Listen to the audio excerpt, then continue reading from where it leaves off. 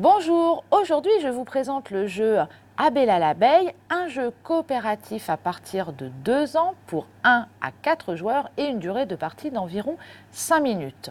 Récoltez des fleurs, ajoutez-les à la ruche pour les transformer en miel et une fois que c'est fait, vous les mettez dans le pot de miel. Une fois qu'il est rempli, vous remportez la partie. La boîte du jeu est utilisée pour la ruche. Le jeu comprend des tuiles de fleurs avec une face des fleurs de différentes couleurs et de l'autre côté le miel. Il y a également un dé sur lequel on retrouve les différentes couleurs ainsi qu'une fleur fanée sur une des faces. Et il y a également un pion qui représente Abella l'abeille et un plateau avec un pot de miel et 6 emplacements pour les tuiles. Abella l'abeille propose 2 jeux, dont le premier, il va falloir placer les tuiles du côté des fleurs. Les uns après les autres, les joueurs lancent le dé. La face du dé indique une couleur. Donc ici, par exemple, le bleu.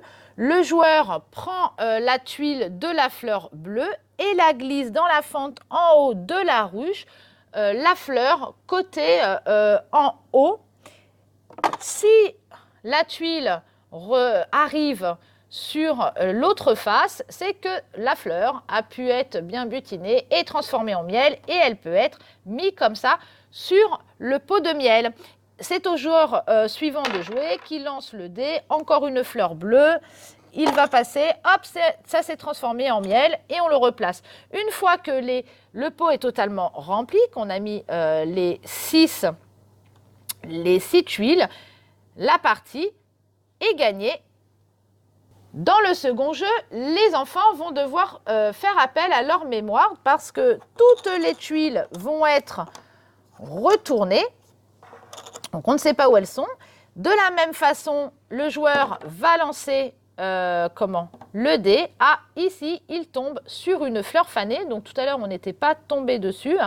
Donc quand on tombe sur une fleur fanée, une des tuiles est défaussée du jeu. Donc c'est pour ça, ici, on a 6 emplacements, mais si on tombe trop souvent sur la fleur fanée, après, on n'aura plus de tuiles pour remplir son pot de miel et ça sera perdu.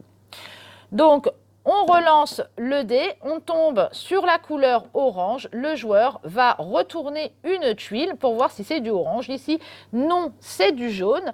Il va remettre la tuile face cachée.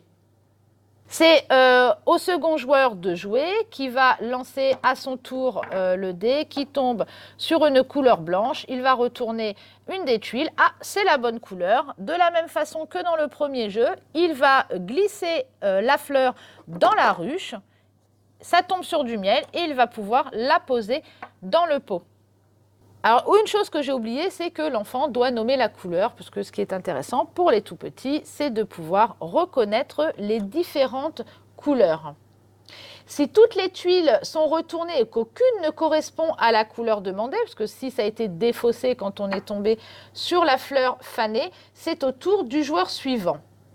Dans le premier jeu, les enfants découvrent les différentes couleurs et dans le second jeu, en plus, ils doivent mémoriser l'emplacement des fleurs selon leur couleur. Un petit jeu rapide pour les petits que vous pouvez désormais trouver à la médiathèque et moi je vous donne rendez-vous prochainement avec un nouveau jeu.